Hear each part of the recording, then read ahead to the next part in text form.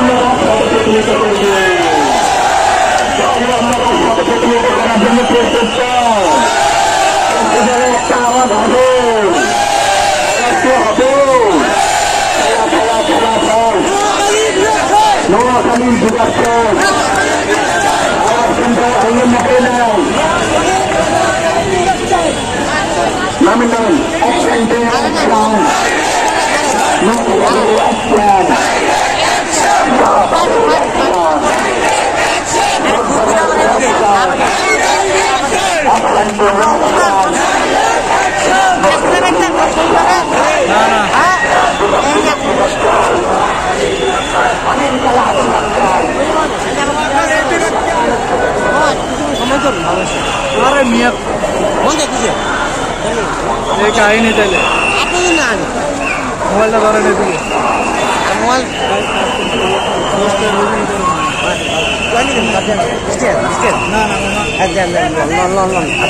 তারা বলে আমার লস হইব। আমি একটা